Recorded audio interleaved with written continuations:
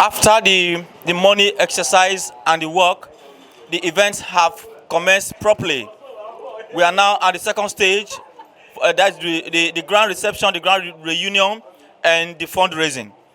But most importantly, we are here with the oldest students of St. John College, Fugar. As a matter of fact, there are two. It's a blessing to see these two men being with the other students as of today. We want to hear from them about some of their experiences and the advice they need to give at this moment. Sir, may we meet you? Yeah, my name is Pius Akpaibo, a member of the first set that started St. John's in 1966. Say something about, can you remember something from your days? Let me get it.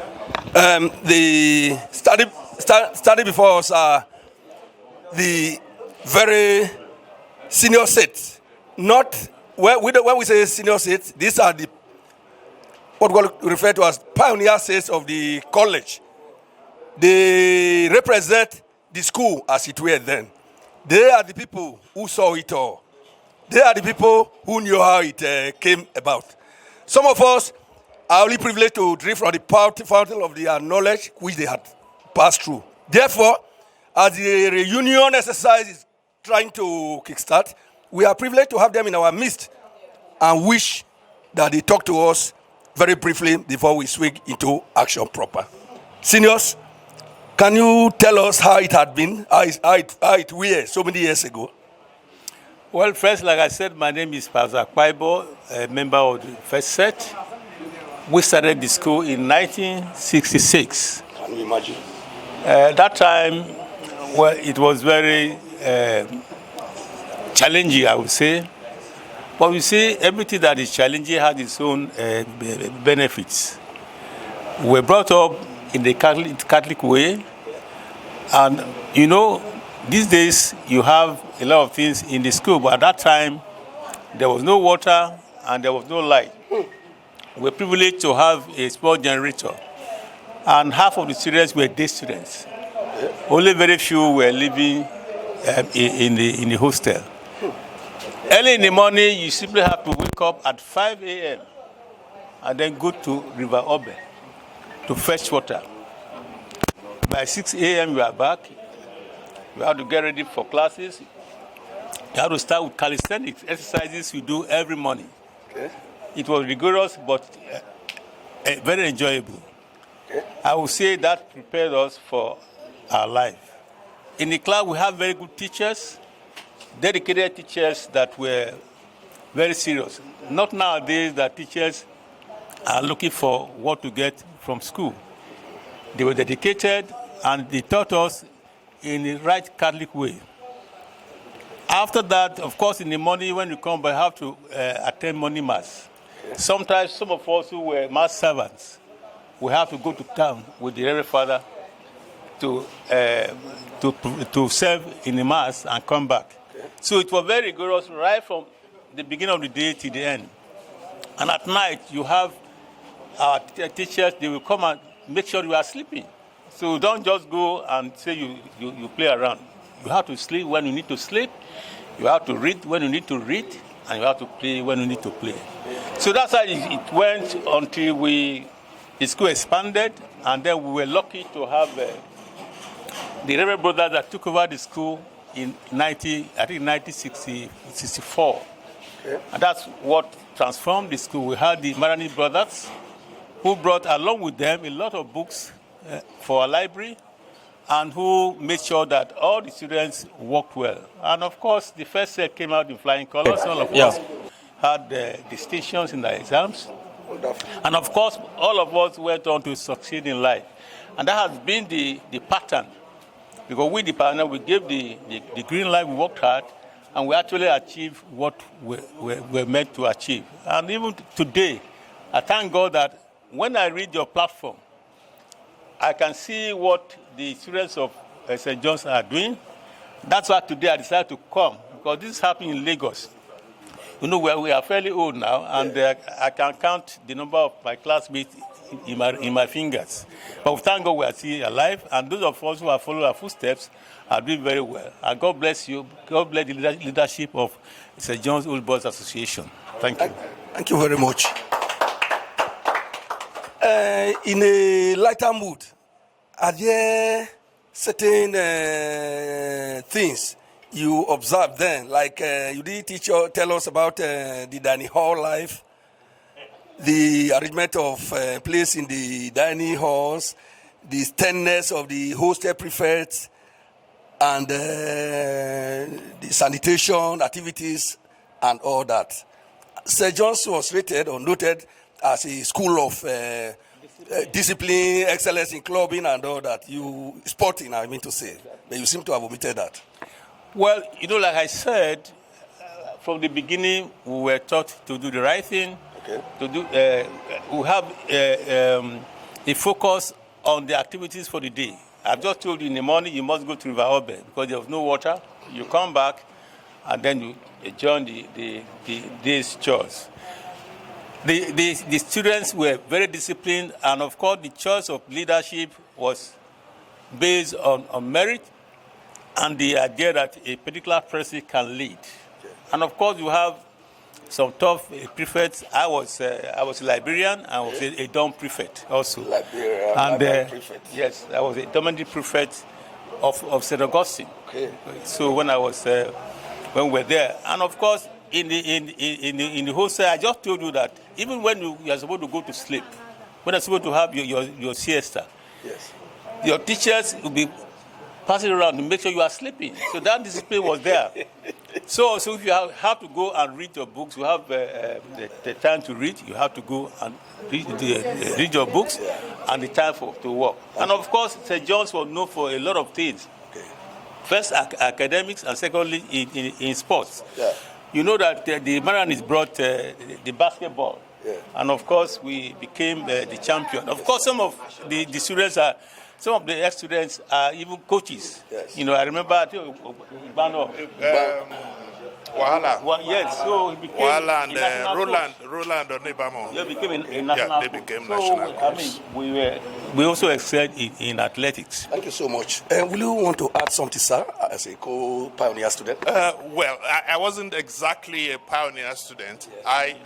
He actually graduated from the school and came back and became my teacher. So he left in 66, came back in 68, 69. I came in 68. And he became a teacher in geography, mathematics. Yeah. So he went to do his HSC and came back, and then left for the university. Yeah, I came in 68 and left 52 years ago. 51 years ago. I left 72. November 72. It was a very interesting time. We didn't know what we were getting into. Most of us being from the environment, children of farmers and illiterate women. But I think God helped us. One of my classmates that some of you would know is Ogadume. We were the two smallest boys in the class. The deputy governor then? Yeah, who later became deputy governor. We were the two smallest boys in the class. And Roland Onibamo was also one of a member of our class. When we came in, there were only two classes for class 1, 1A, 1B. And I think the whole school, the entire population of the whole school was about 120 students. And of that 120 students, classes 1 and 2 was about 40 students. And we were lucky because the Catholic brothers who established the school did a fantastic work. As he just said, we had one of the best libraries. maybe in the whole of Edo North, Midwest North at that time. Our library was very rich, and people like me spent too much time in the library reading anything I could find to read, which later determined the kind of person that I became, because I naturally became a writer as a result of the training that we got. It was a very serious school, but it was a very playful school from the point of view of sports. A gentleman that really encouraged sports is Brother John. And he introduced basketball, and the school went on to lead the state, the region, in basketball at that time. So it was a very interesting time. I want to congratulate the leadership for what you are doing. I pray that God strengthens you, and all of you who are contributing to this event. Don't look at it as if we are starting small or we are starting late. I know you have been at this for quite a while. I hope that your numbers will increase. Great schools are made by their old boys, old girls. And I'm hoping that with time, some of you will begin to give endowment, because that is what sustains education everywhere. For me, it was too important an occasion to miss. That's why I'm here. Thank you very much.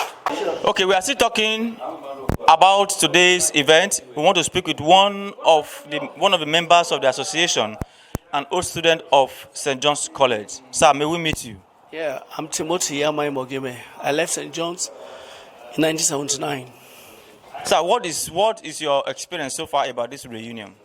Yeah, I think it's a good place because there's a number of past students from the school that I've not met over the years. I was able to meet them today.